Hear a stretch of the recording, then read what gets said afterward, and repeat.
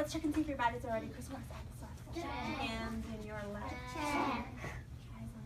Check. Ears turned on. Check. And lips back in. Writers, today a writing workshop, we're going to really be thinking about all of the anchor charts that we have been looking at to make sure that our writing has all of the things that our anchor charts remind us of. So let's look at this one first. This one was talking about what writers tell in their stories to make their stories really interesting to read. So let's look at it together. So writers tell what they did, right? So it says, I went to a party. They also tell where they were. Where does this part tell you where the party was? Can you tell me? At Chuck E. Cheese, so it tells you even more. Then it also tells who was there. So they tell what they did, where they were, and who else was there. So now it says, I went to a party at Chuck E. Cheese. My friend Sam and Lily were there. Already, it's so much more interesting than just that first one. Then to really make it awesome and amazing, we said writers tell what they did, where they were, who was there, and also how they felt. So I'll read this one to you now, and you will hear how much more amazing it sounds. I went to a party at Chuck E. Cheese. My friends Sam and Lily were there. I was so excited to play. My friends were excited too. Doesn't that sound so much more interesting than just okay up here when it said I went to a party? Right? And you've been working really hard at making your stories very interesting to read. But we also talked about how even if you write the most interesting story, if you can't read your writing, then it doesn't really work either way, does it? So we've been talking about making sure that our stories are also easy to read.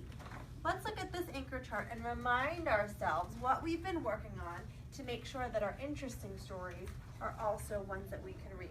So let's look. Easy to read writing has what? Word wall, words spelled correctly. Point to all those words that you need to have spelled correctly. What else? It has spaces between words. This was one that was really tricky for a lot of us. So we've really got to make sure those spaces are there so we know where one word starts and where it stops, and then the next one begins. It also uses best choice spelling and uses sentences. So we've been really working on making sure that our stories are interesting, but that they are also easy to read. One of the things that we talked about yesterday was making sure that our easy to read writing has vowels in each word to make sure that we can read that best choice spelling.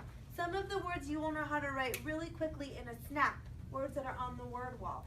Other words where you are using your best choice spelling, you're really thinking about the sounds you hear and writing down the letters, and the letters that you really need to think about are those vowel sounds. We talked yesterday about how every single word has a vowel in it, and part of using your best choice spelling is listening to see if you've got a, I, or in your words as you listen and carefully weight them. Let's sing that Old MacDonald song with our vowels so that we can remind ourselves of what the vowels are. Old MacDonald had a farm, A-E-I-O-U. Do you think we can sing it this time, instead of saying the letter name, say the letter sound? So it will go, Old MacDonald had a farm, A-E-I-O-U. It's tricky. Do you think you can do it? It's kind of Let's try it. hard. Old MacDonald had a farm, A-E-I-O-U. I am going to put up our vowel chart as well so that you will have all three of these anchor charts available for you to use and to check as you are writing.